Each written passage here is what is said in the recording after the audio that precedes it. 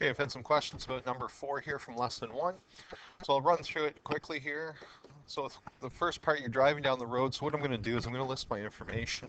So I know what information I have available. So we know that our velocity, our initial velocity, is 80 kilometers an hour. Now remember, in physics, we need to be working in meters per second. So I'm going to have to divide that by 3.6 to get it into meters per second. So 80 divided by the 3.6 gives us 22.2 meters per second. We know that there is a moose 50 meters ahead.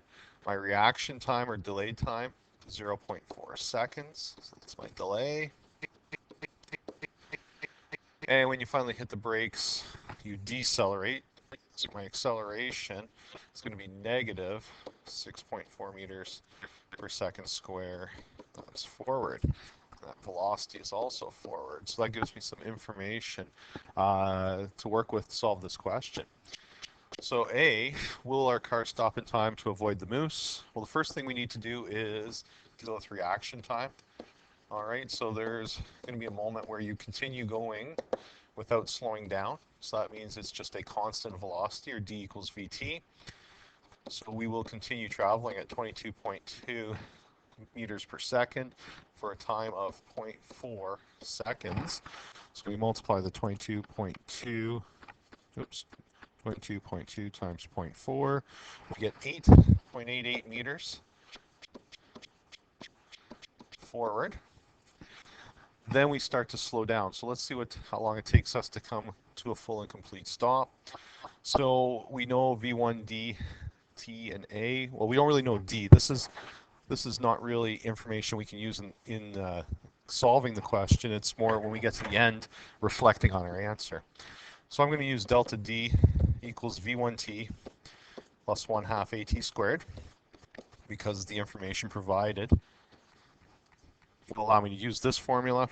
So we know that we are traveling at 22.2, and that's not going to give us, I need to know V1. Actually, I do know V1, or V2, I'm sorry.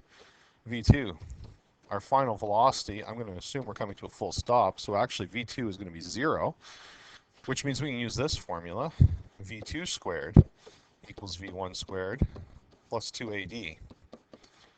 All right, so we know our final velocity is going to be 0 squared.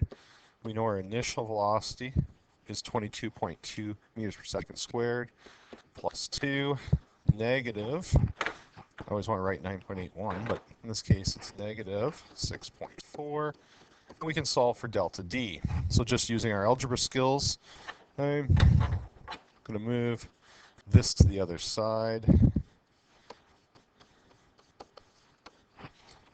So we do 6.4 times 2 is obviously 12.8 delta D equals 22.2 squared. We're going to divide both sides by 12.8. When I do that, we get a delta D equal to, so 22.2 squared divided by 12.8 gives me 38.5 meters. All right, so we had a total of, so let's do the therefore. We had 50 meters. All right, but we lost, of that 50 meters, 8.88 to reaction time.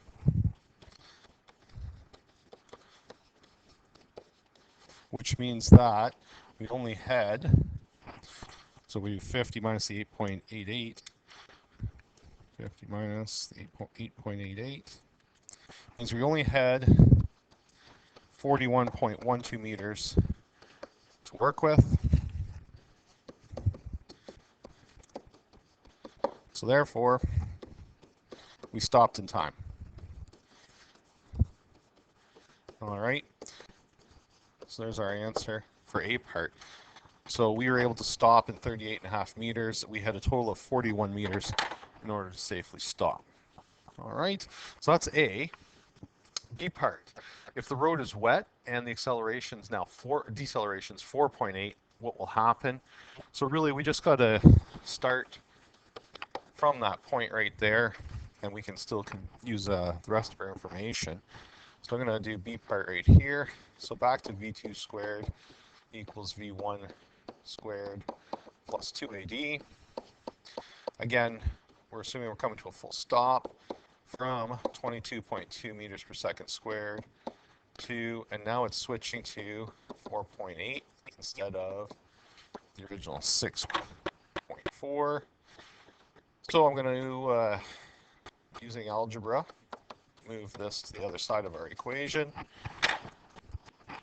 So we have our 4.8.